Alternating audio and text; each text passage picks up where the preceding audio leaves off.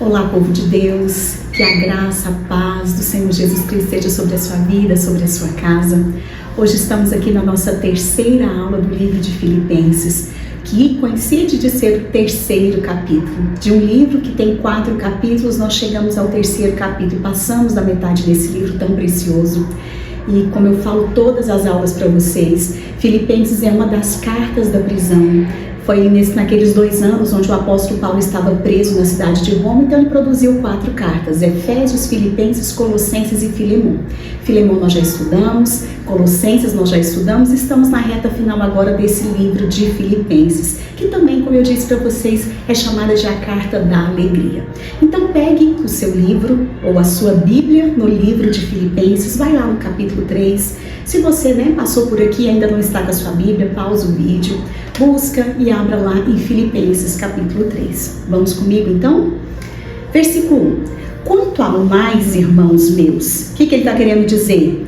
Diante de tudo que nós já falamos para vocês, diante de tudo que eu já escrevi para vocês nos outros 2 capítulos, quanto ao mais, irmãos meus, alegrai-vos. Alegrai-vos no Senhor. Não se alegrem das circunstâncias, mas alegrai-vos no Senhor. E é interessante que até aqui ele falou sobre humildade, ele falou no capítulo 2 sobre unidade, sobre o sofrimento de Cristo.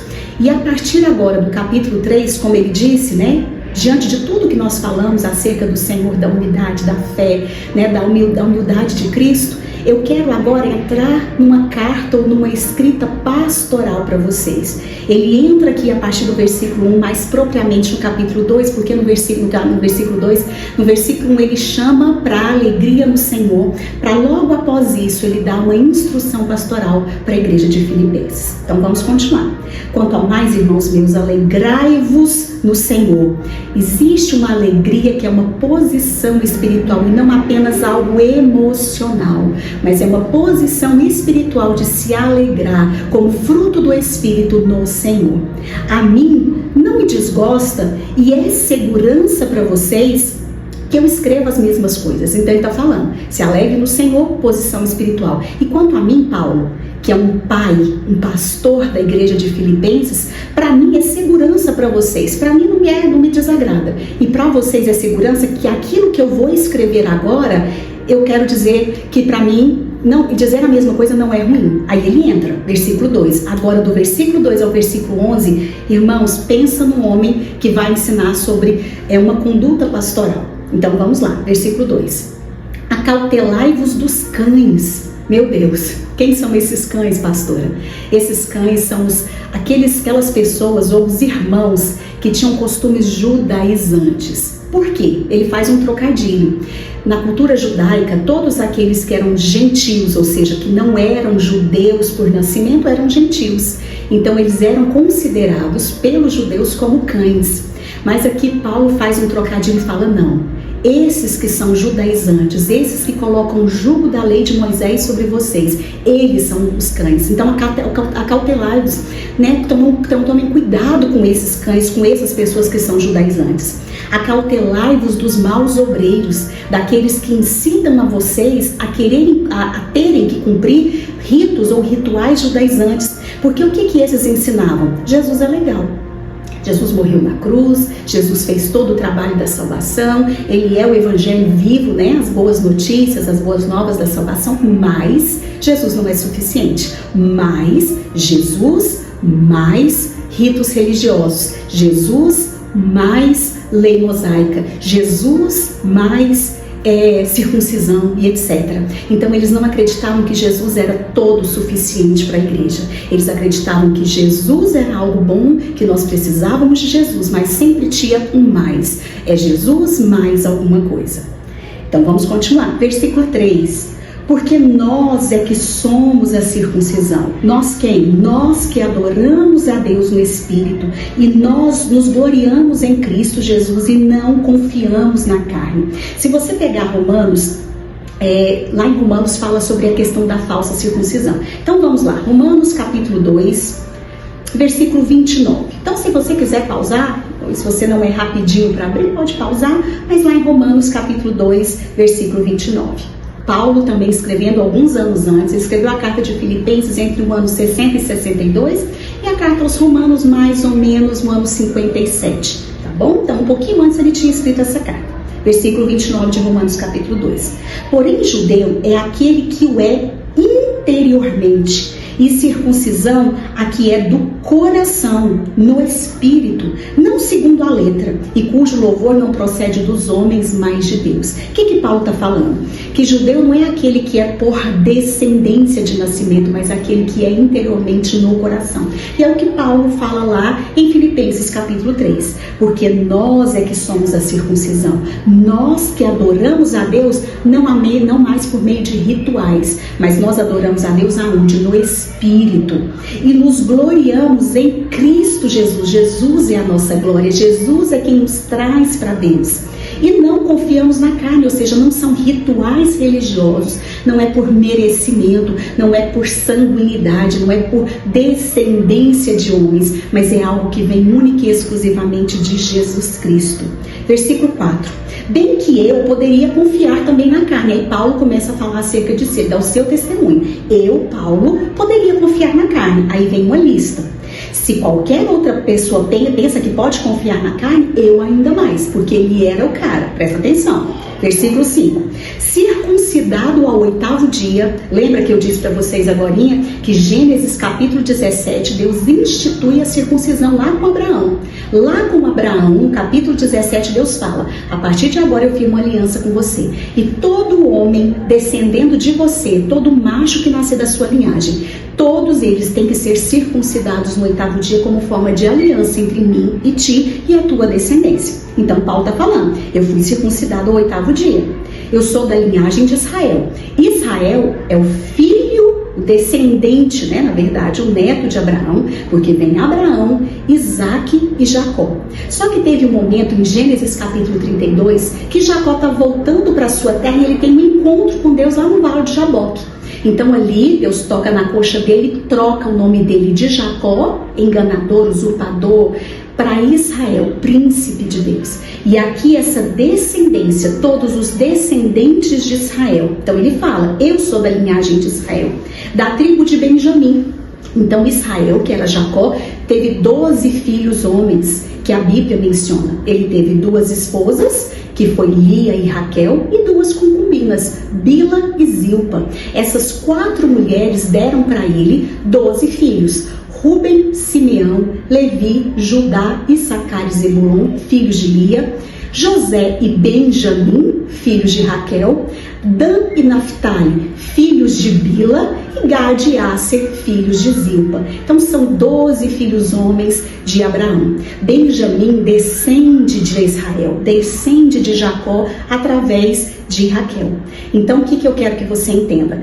Paulo aqui está falando uma lista de um currículo que ele tinha para confiar na carne. Eu fui circuncidado ao 8º dia, cheque, cumpri a lista, cumpri a ordem, a linhagem ali. Sou da linhagem de Israel, também você pode ticar aí, porque eu sou descendente de Israel, sou descendente de Abraão. Da tribo de Benjamim, vim de um dos filhos dele. Sou, agora que ele fala, hebreu de hebreus, os meus pais são hebreus. Nós viemos de uma linhagem completa de hebreus, que descende lá, de Abraão. Quanto à lei, eu sou fariseu. Pensa num povo top da espiritualidade, eram os fariseus. Eles eram, irmãos, profundamente conhecedores da lei mosaica. Eram profundamente seguidores, eles cumpriam à risca a lei mosaica. Eles tinham até uma característica que eles faziam regras extras para que o povo não pecasse. Então, naquela época, século I, os fariseus eram o top da espiritualidade dentro da nação judaica. Então ele fala, quanto à lei eu era fariseu. E quanto ao zelo, perseguidor da igreja. Quanto a cumprir a lei de Moisés, quanto a ser seguidor da lei de Moisés, eu era perseguidor da igreja, porque eu considerava Cristo e a igreja algo que não era semelhante à lei de Moisés. E quanto à justiça que é na lei, ele fala de si mesmo, eu era irrepreensível. Eu cumpria tudo que a lei de Moisés mandava eu cumprir. Ou seja, esse cara sou eu. Se tem alguém que poderia confiar na carne, eu poderia. Mas ele fala, versículo 7. Aí entra, irmãos, algo que marca qualquer um que lê a Bíblia, qualquer um que leia Filipenses. Mas o que para mim era lucro, o que para mim era orgulho na carne, de ter toda essa lista, de ter todo esse currículo diante do povo de Israel, isso que para mim era orgulho e lucro, isso considerei perda por causa de Cristo. Por causa de Cristo, isso para mim não foi nada. Versículo 8. Sim, eu deveras, como prejuízo, eu continuei fazendo tudo isso e tive isso como perda, por causa da sublimidade do conhecimento de Cristo Jesus, o meu Senhor. Ele fala, eu considerei tudo perda. Aquilo que é muito valoroso para um israelita, para um judeu, eu que conhecia a Cristo, fiz com que percebi que tudo isso não vale nada, por causa da sublimidade. Cristo é o mais alto valor na vida de Paulo e tem que ser para nós. Paulo pegou todo esse currículo, toda essa listagem e falou, isso, diante do alto valor que Cristo tem, isso não é nada. É isso que ele está falando, o valor de conhecer Jesus. E esse conhecimento aqui que o versículo fala, conhecimento de Cristo original é intimidade. Eu considerei o alto valor de Cristo na intimidade do meu coração, todo esse currículo, toda essa lista como perda, não vale nada.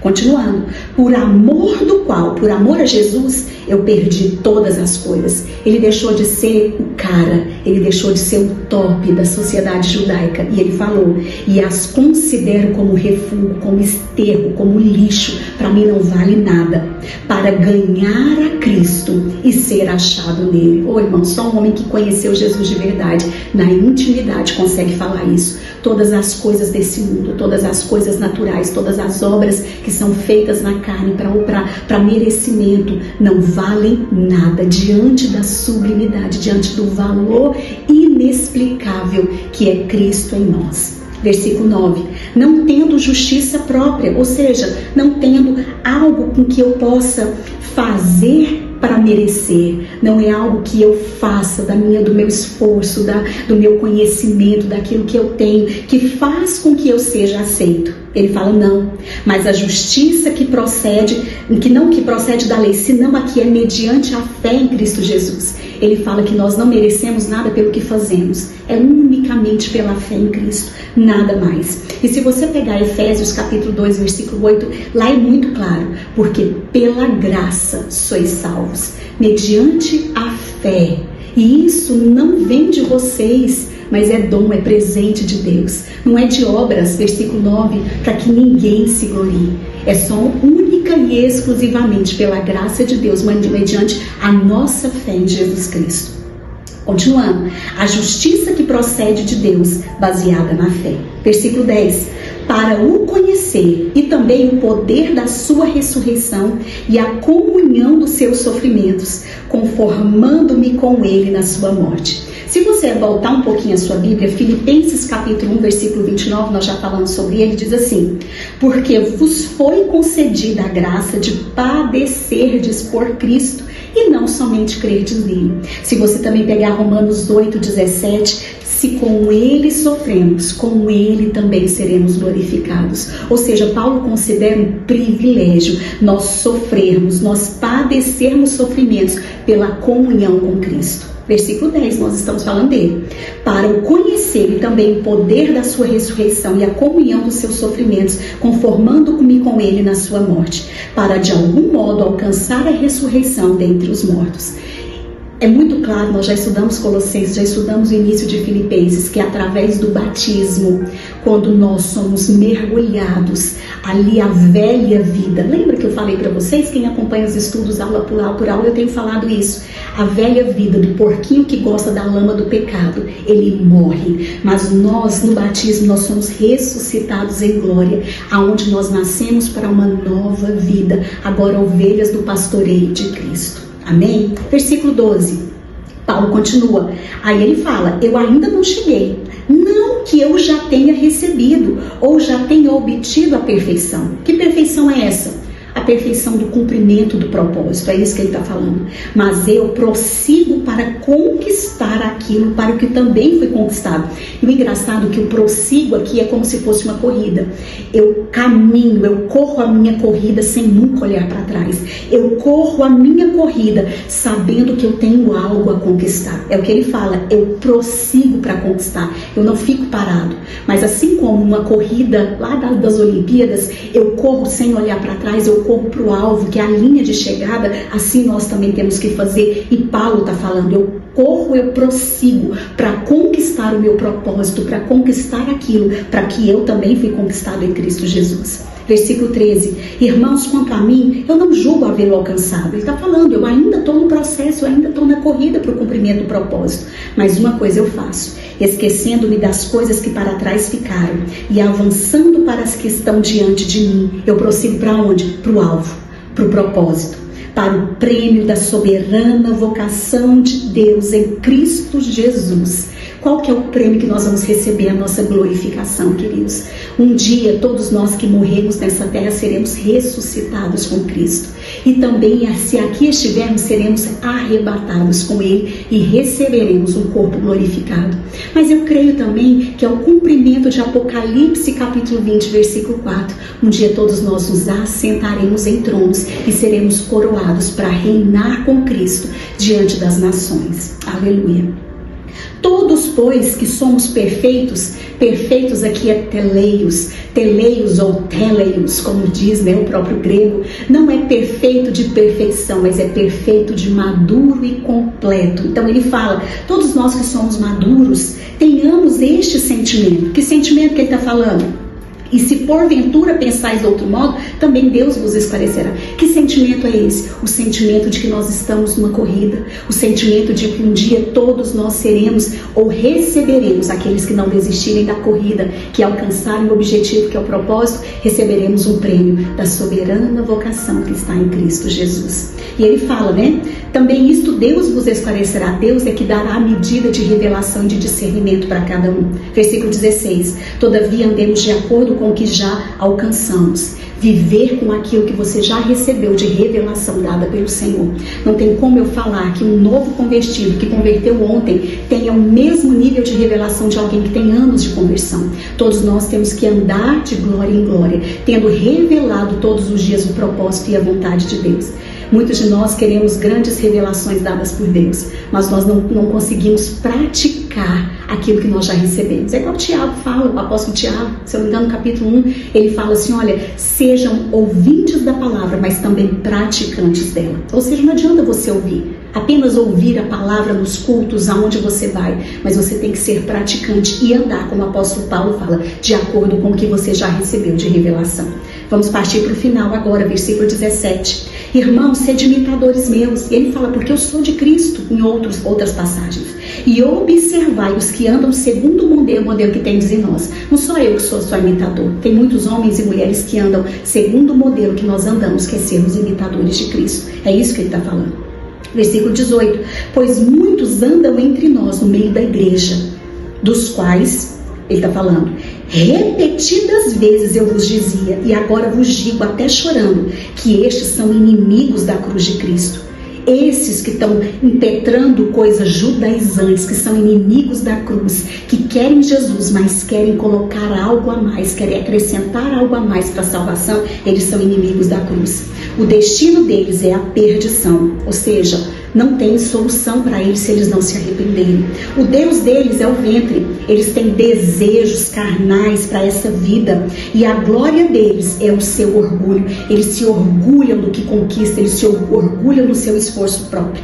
Visto que só se preocupam com as coisas da terra, os olhos deles não estão na eternidade, estão aqui nessa terra. Paulo fala, eles são inimigos da cruz de Cristo. Versículo 20. Pois a nossa pátria está no céu. Nós não somos daqui. Nós somos estrangeiros em terra estrangeira. Nós somos peregrinos nessa terra. Paulo é um dos apóstolos que fala muito sobre isso. Olhe, coloque os seus olhos no céu, coloque os seus olhos na eternidade, de onde nós também aguardamos o Salvador, o Senhor Jesus Cristo, o qual transformará o nosso corpo de humilhação, o nosso corpo pecaminoso, o nosso corpo que adoece, o nosso corpo que conhece a morte. Esse corpo da humilhação, Cristo vai transformar para ser igual ao corpo da sua glória, o corpo glorificado que Cristo recebeu quando foi aos céus, ali na entrada triunfal de Apocalipse capítulo 5, e ele recebe do Senhor a chave para abrir o livro selado.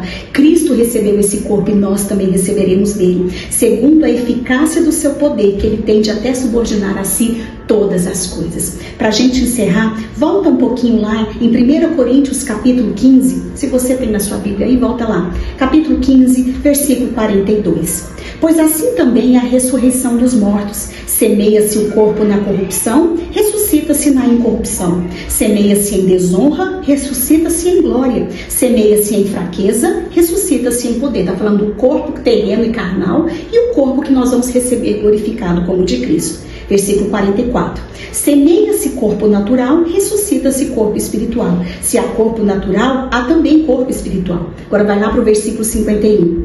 Eis que vos digo um mistério, nem todos dormiremos, mas transformados todos nós seremos. Num momento, num abrir e fechar de olhos, ao ressoar da última trombeta, lá de Apocalipse, quando tudo for consumado, a trombeta soará, os mortos ressuscitarão incorruptíveis e nós seremos transformados. Porque é necessário que esse corpo de humilhação corruptível, mortal, se revista da incorruptibilidade e que o corpo mortal se revista da imortalidade. E quando este corpo corruptível se revestir de incorruptibilidade e o que é mortal se revestir de imortalidade, então se cumprirá a palavra. É isso que Paulo está falando aqui em Filipenses capítulo 3. No finalzinho, no capítulo 3, Paulo está dizendo justamente isso, que um dia nós seremos glorificados juntamente com Cristo. Essa é parte da nossa herança. Amém, queridos? Que Deus te abençoe, que o Senhor fale com você durante essa aula e que tudo que você tem para receber, que o seu coração esteja aberto e uma terra fértil. Amém? Nos vemos na próxima e última aula do livro de Filipenses. Um grande beijo, que Deus te abençoe.